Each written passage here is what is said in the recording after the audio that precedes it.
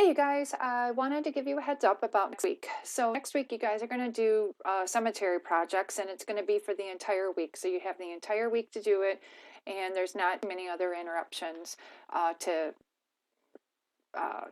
like there's not going to be that much more due other than the cemetery projects.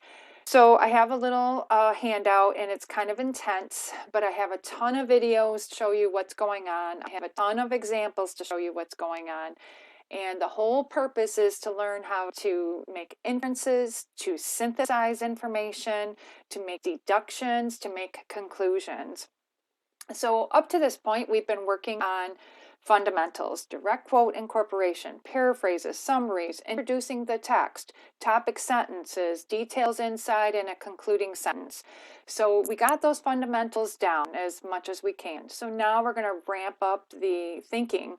And if you think of the level at which your brain is working, pretend that down here is not working a whole lot. We are going to ramp it up to here. So you're going to be using that brain a fair amount more, and that's when you start writing some really good papers.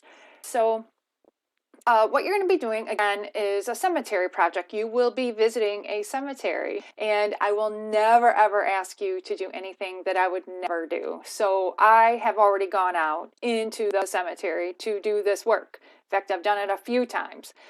So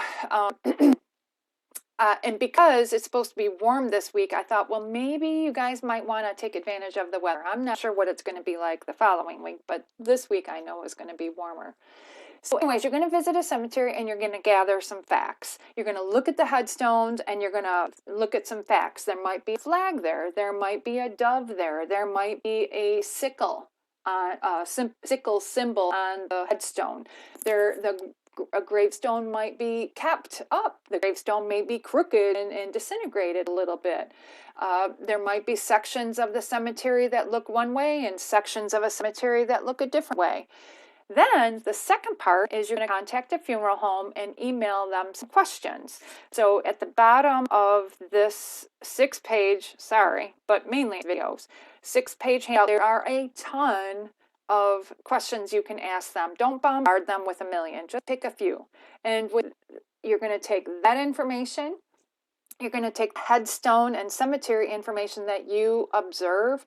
Personal observation is very credible. So you're taking facts from your observation.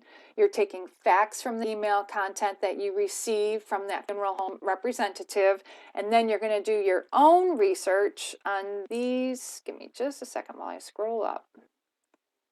So, okay, so then, where did those questions go? I'm sorry, I had them. Here they are. So you're going to spend no more than 30 minutes just getting on Google and answering some questions, just so that you have some background information that you can make some connections with. Just refresh your memory about our history and what's going on in the world that might represent or might give some clues as to why a person may have passed away, or what was going on in the area or the nation or the world at that point that might influence whether a person died at that point in time or not, and maybe what they might have died of.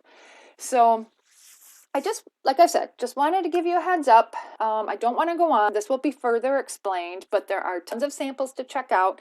This will be available to you, so you can take a look at it. It's not due till March 8th, I think. I think it's due March 8th. And you have a whole week to do it with not a whole lot of other assignments in there to do. So I just wanted to, this is preparing us for the next set of papers, which are your synthesis papers. So anyways, I just wanted to give you a heads up, and I hope you guys have a great day.